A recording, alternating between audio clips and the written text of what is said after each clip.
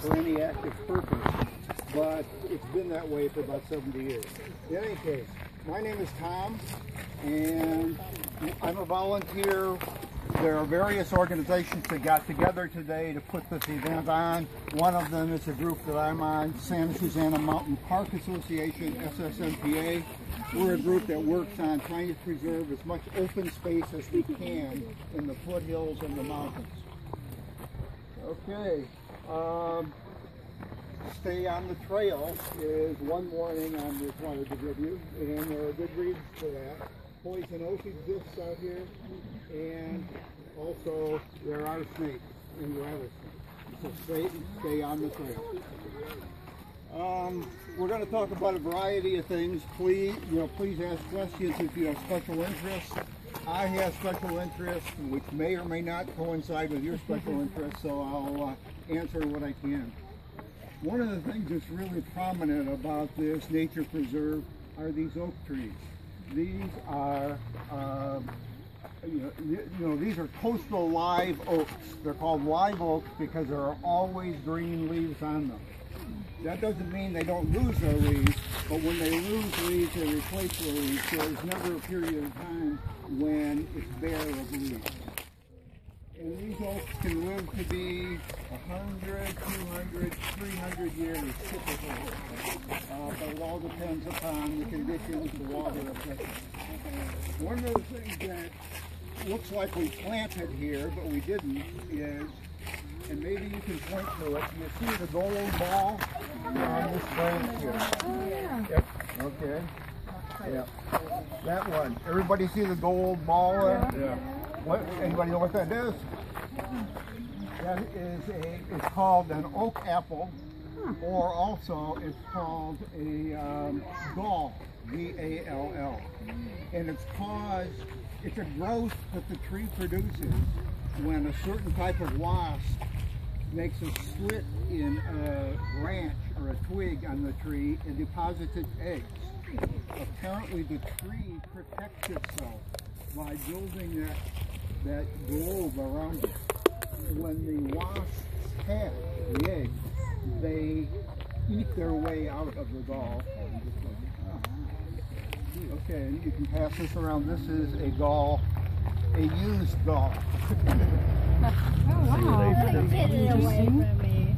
Smell it. Okay, while we're waiting here.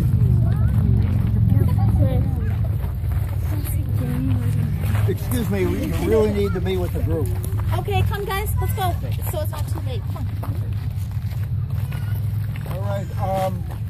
This area here was purchased by Los Angeles City Department of Water and Power in the early teens, in the early 1900s, right after they brought water in from Owens Valley and brought it down the Cascade into the Sylmar area. As soon as they started using the water, receiving the water from way up north, 240 miles, they decided, well, let's use this water in places we've never used it before. Let's build a reservoir out in Chatsworth, even though that wasn't part of the city of Los Angeles quite at the time. Let's build a reservoir out there and we'll use it for agricultural irrigation, because the valley out here, where many of us live, at that time was agricultural. Citrus groves, other types of truck farms, vegetable farms, etc. So from about 1917 until 1969, much of this area was a reservoir for irrigation water for the valley. In the 1970s, excuse me, you really need to stay with the group. DWP requires you to move the group. I didn't know, I'm sorry. Okay.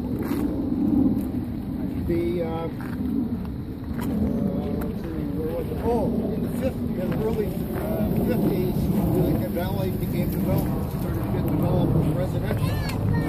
They wanted to use this reservoir for drinking water, but there was too much silt and debris and so on the way this dam was constructed. So they drained the dam and made it bigger, stronger, and cleaner so that it would support drinking water to serve the valley. Then the 1971 Sumar earthquake came along right before they were ready to fill this pond again, or this reservoir. And the dams over at Sumar burst or cracked, and they decided that this dam here, which was made by the same techniques as dams up there, were not suitable to withstand the earthquake. So since that time, since 1971, this area here has been continued to be owned by DWP, but nothing is happening. The only reliability reasons they keep it locked up, they allow us in here one time a year. The city of Los Angeles renamed this thing a nature preserve in, I think, 1989, but nothing has really happened since, in terms of making it into a nature preserve. It is obviously potentially some of the most valuable land in the valley. The last flat area that could be developed. Many of us are working to keep it as open space. Pretty flat. I mean, you'll see some ridges out here. But that's why they chose it as a reservoir, because it was a basin right there. Okay, let's march on. Oh, here.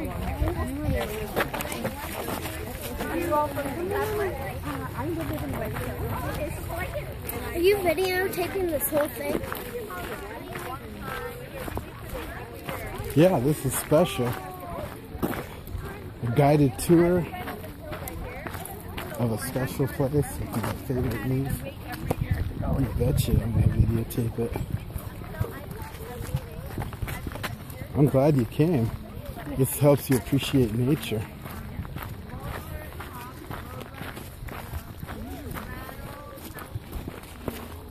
I saw a garden snake.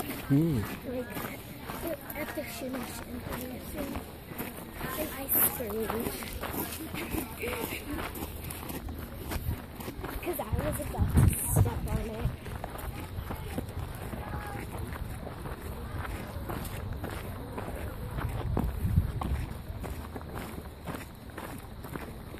When this was a reservoir, was it open to the public for like boating? At various times, yeah. Early in its life. I heard that, but I wasn't really sure.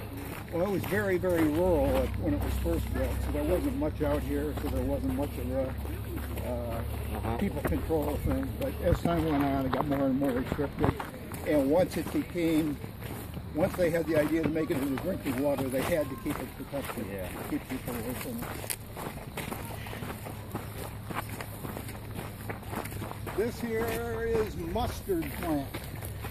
And you see those yellow flowers this time of year all over the valley. Is there fish in the water now?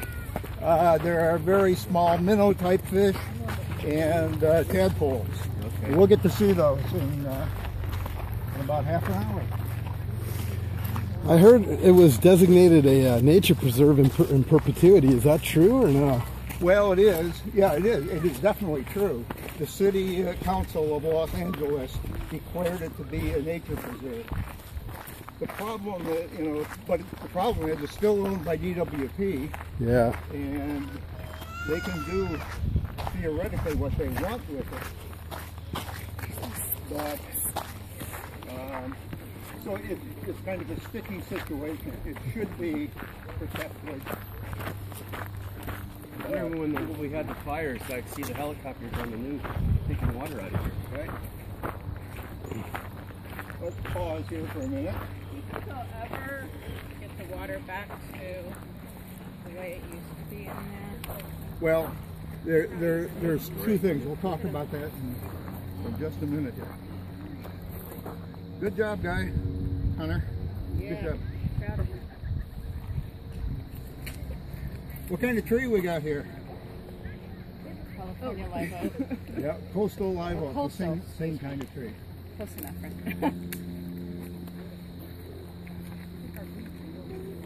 There's another one. Okay, one of the things I mentioned to some of you who are up near the front is you see these sprays of yellow flowers out here at this time? That is mustard plant. And it's very common to see it here in this area in the Simi Hills. but it's not a native plant. It was brought in probably by the Spaniards. The story goes that when the Spaniards came up and either by ship or by land and found an area that they liked and thought would be good for future development, they would sprinkle mustard seeds in that area. So when they came through in a year or two, 10 years later, they would see from a distance the areas that they were interested in. Okay. There's a little bit of confusion here. I was talking about the reservoir. The reservoir was very big. It was a very big lake. That existed, as I said, until about 1969, when they decided that they couldn't use the reservoir anymore because the dam wasn't adequate. They put in what they called an ecology pond. They made a much smaller pond in this area down here. And as time went by, that pond would fill with water and drop down, and then people would complain that it was getting dry, so they would call the city, and the city would pump more drinking water into the pond, etc. And that went on for years. And finally, last year was so dry that the pond really disappeared. There was nothing left. And they wouldn't put any water in because of the drought conditions last year. And so what happened, the GWP then decided to make some changes. They regraded this ecology pond to make it into two basins that connect with each other. And they took the water runoff from these canyons up here.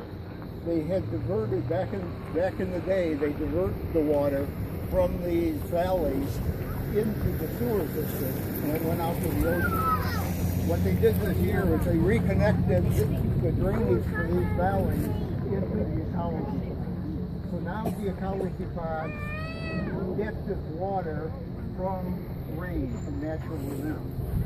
GWP will not put water into it anymore like they used to, because that's part of the whole policy change with water and water shortage awareness.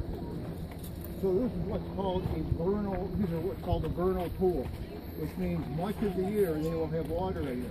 So the level's going to go up, the level's going to go down.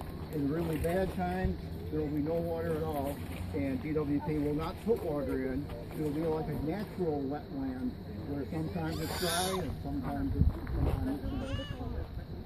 We'll have a chance when we get over on the other side to come right down to the shore of the ecology pond and take a look at it.